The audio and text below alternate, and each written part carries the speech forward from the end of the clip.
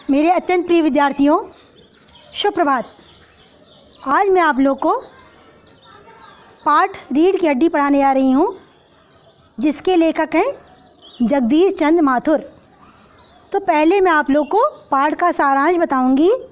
आप लोग इसे अपनी किताब खोलकर देखते रहेंगे, पढ़ते रहेंगे साथ साथ। तो रीढ़ की हड्डी नामक पाठ एक एकांकी है, नाटक है ये, जिसमें नारी को सम्मानजनक स्थान न दिए जाने की समस्या का प्रभावी चित्रण किया है। इसका पाठ परिचय इस प्रकार है। उमा BA पास चरित्रवान लड़की है। आकर्षक चेहरा और आँखों पर चश्मा है। रामस्वरूप उमा के पिताजी हैं। प्रेमा उमा की माताजी हैं। शंकर उमा को देखने आने वाला लड़का है और गोपाल प्रसाद शंकर के पिताजी, जो पेशे से वकील हैं। रतन नौकर है। तो सब लोग किताबें देखते रहेंगे। रामस्वरूप की पुत्री उमा को देखने लड़के वाले आने वाले हैं। उनके स्वागत की तैयारी चल रही है। रामस्वरूप अपने नौकर के साथ तख्त और उस पर बिछाई जाने वाली चादर को ठीक करते हैं। प्रेमा रामस्वरूप से कहती है कि उमा मुंह फुलाए बैठी है, अर्थात नाराज है उमा। तुम्ही ने उसे पढ़ा लिखा कर सर पर चढ़ा रखा है। सर पर चढ़ाना अत्यधिक प्यार करना। इससे तो अच्छा हमारा ही ज़माना था, जब लड़कियां कम पढ़ा लिखा करती थीं। उमा को देखने आने वालों के स्वागत का रामस्वरूप ने पूरा प्रबंध कर रखा है। वे अपनी पत्नी प्रेमा से कहते हैं कि गोपाल प्रसाद को हरगिज़ ये पता नहीं चलना चाहिए कि उमा BA पास है। उसे मैट्रिक पास बताना। मैट्रिक माने 10वां पास है केवल। लड़के वाले दकियानूसी विचारों वाले हैं। दकियानूसी बड़े संकीर्ण माइंडेड, नैरो माइंडेड, पिछड़े हुए लोग। उन्हें अधिक पढ़ी लिखी लड़की नहीं चाहिए। वे बताते हैं कि उमा को देखने गोपाल प्रसाद और उनका बेटा शंकर आ रहे हैं। गोपाल प्रसाद पेशे से वकील हैं तथा सभा सोसाइटियों में अच्छी इज्जत रखते हैं, और उनका बेटा BSc कर मेडिकल कॉलेज में पढ़ रहा है। फिर भी वह अत्यधिक पढ़ी लिखी बहू नहीं चाहते हैं।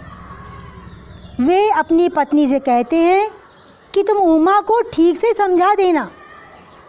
प्रेमा उनसे कहती है कि मुझे तो विश्वास नहीं है कि उमा झूठ बोल सकेगी, फिर भी वो कोशिश करेंगी।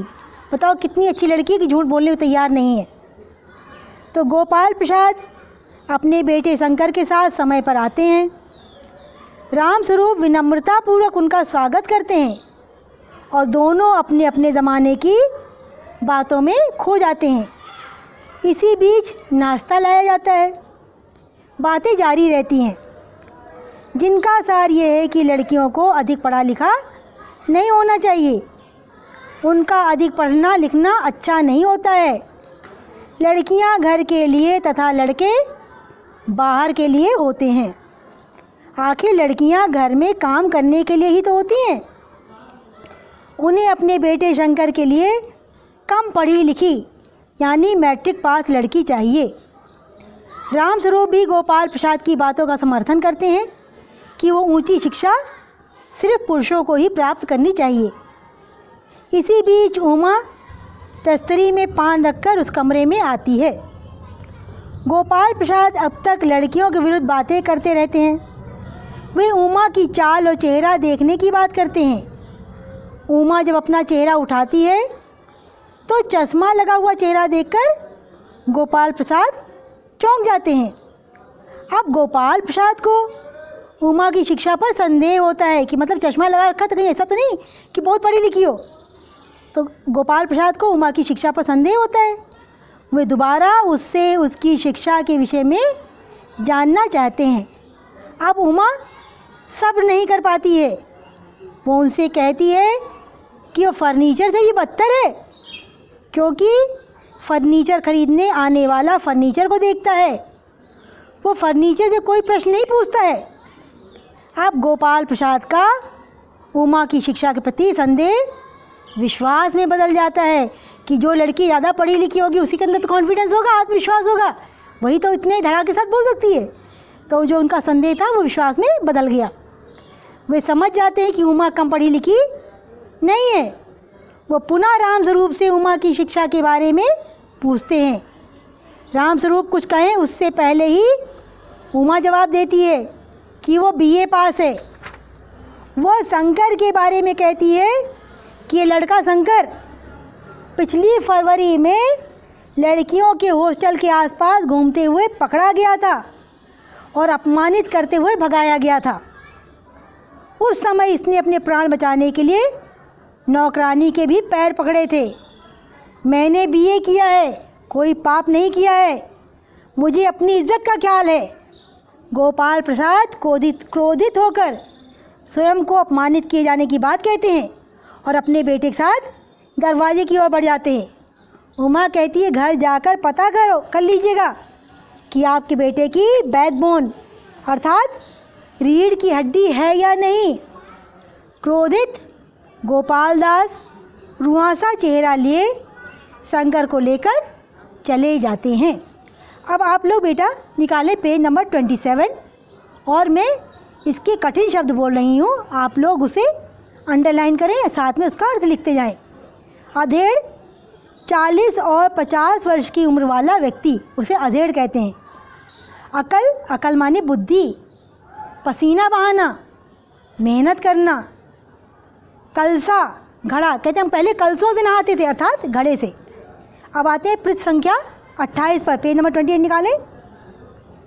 इसमें है गंदुमी मतलब गेहूँ, भीगी बिल्ली की तरह अर्थात डरा हुआ। डांट प्लास्टिक या लकड़ी का अवरोध जो ढक्कन का काम करता है। कोठरी माने होता है छोटा कमरा। मुंह फुलाए नाराज, गुस्से से भरी।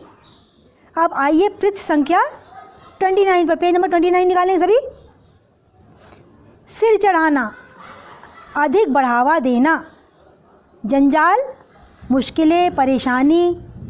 लक्षण माने होता है लक्षण, संकेत। जूझना मतलब दिखाई देना, करना। राह पर लाना, अपने मनचाहा आचरण करवाना। टीम टाम, सुंदर दिखने के तौर तरीके। नफ़रत माने होता है घृणा। बाज आना, विवश हो जाना। अब पेज नंबर 30 उसमें है एंट्रेंस माने होता है 12वीं से नीचे की कक्षा।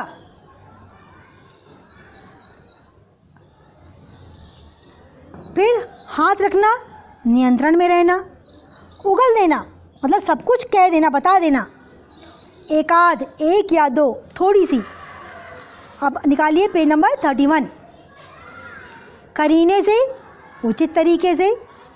दकियानूसी ख्याल, अत्यंत घिसे पिटे पुराने विचार।